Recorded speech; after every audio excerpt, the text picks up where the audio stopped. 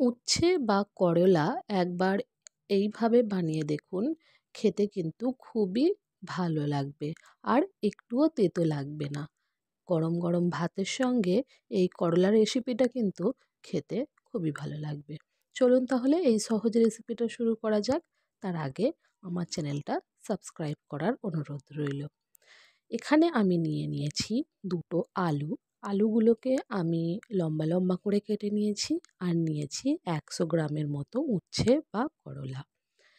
করলাগুলোকে আমি গোল গোল করে কেটে নিয়েছি। আপনারা চাইলে যে কোনো শেপে কিন্তু এই উচ্ছে বা আলু কেটে নিতে পারেন। এরপর কড়াইয়ে আমি দিয়ে দেব 2 টেবিল চামচের মতো সর্ষের তেল। এখানে আপনারা সাদা তেলও ব্যবহার করতে পারেন, কিন্তু সর্ষের তেলে এটা খুবই ভালো লাগে খেতে। তেল খুব ভালো করে গরম হয়ে গেলে আমি দিয়ে দেব উচ্ছেগুলোকে। উচ্ছেগুলো একটু নাড়াচাড়া করে ভেজে নেব আমি। গ্যাসের ফ্লেম কিন্তু হাই রেখে ভাজবেন আর অনবরত নাড়া দিয়ে দিয়ে এই উচ্ছেগুলোকে ভেজে নেব। না নাড়াচাড়া করলে কিন্তু গ্যাসের ফ্লেম যেহেতু হাই, উচ্ছেগুলো পুড়ে যাবার সম্ভাবনা থাকবে। উচ্ছেগুলো একটু লাল লাল করে ভেজে নেব। যখন এইভাবে উচ্ছেগুলো লাল লাল করে ভাজা হয়ে যাবে তখন আমি এগুলোকে তুলে নেব। এই পর্যায়ে কিন্তু উচ্ছেগুলো প্রায় 50% এর মতো কুক হয়ে গেছে। এরপর ওই একই তেলে দিয়ে দেব হাফ চা চামচ গোটা জিরে, কয়েকটা কাঁচা লঙ্কা চিড়ে আর একটা শুকনো লঙ্কা। ফোড়নটা একটু নাড়াচাড়া করে দিয়ে দেব দুটো স্লাইস করে কেটে রাখা পেঁয়াজ।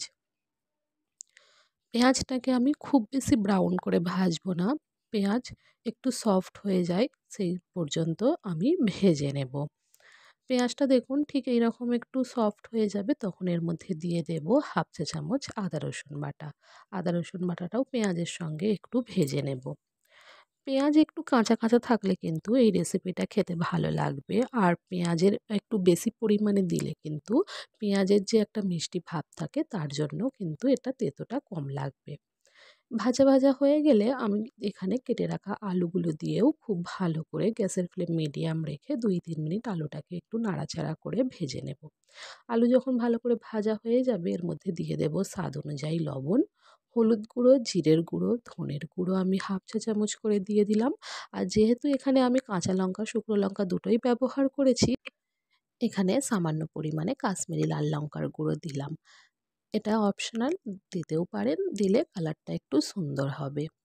তারপর সামান্য পরিমাণ করে জল দিয়ে দিয়ে গ্যাসের ফ্লেম মিডিয়াম রেখে আমি মশলাটাকে খুব ভালো করে কষিয়ে নেব। এখানে প্রয়োজনে কিন্তু 1 টেবিল চামচ করে জল দিয়ে দিয়ে মশলাটাকে কষিয়ে নিতে হবে। কোনো মতেই মশলাটা না যেন পুড়ে যায়, তাতে কিন্তু এটা আরও স্বাদটা খারাপ হয়ে যাবে।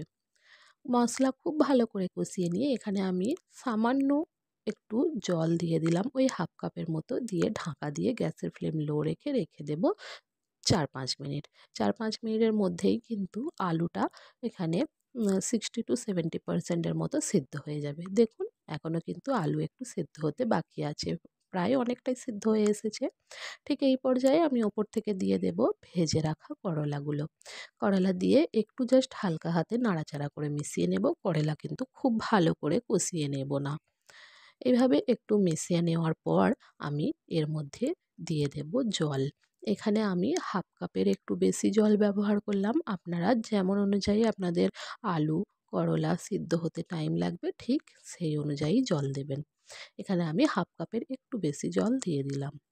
জলটা দিয়ে একটু নাড়াচাড়া করে গ্যাসের ফ্লেমটা আমি কিন্তু মিডিয়াম রাখবো। লো ফ্লেমে উচ্ছে রান্না করলে এটা কিন্তু অনেকটাই তেতো হয়ে যায়।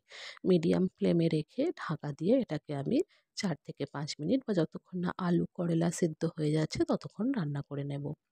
প্রায় 3 থেকে 4 মিনিট পর ঢাকা খুলে নিয়ে দেখতে পাচ্ছেন এখানে আলু কিন্তু সম্পূর্ণ সিদ্ধ হয়ে গেছে আর করলাও কিন্তু সিদ্ধ হয়ে গেছে।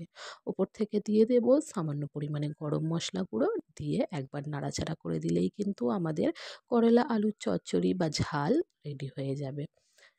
যদি আমার ভিডিও ভালো লাগে একটা লাইক, কমেন্ট, শেয়ার আর আমার চ্যানেলটা কিন্তু সাবস্ক্রাইব করতে ভুলবেন না। ব্যাস, গরম গরম করলা এইভাবে একবার রান্না করে দেখুন। গরম গরম ভাতের সঙ্গে কিন্তু খেতে খুবই ভালো লাগবে। ভিডিও ভালো লাগলে একটা লাইক করবেন, চ্যানেলটা সাবস্ক্রাইব করবেন।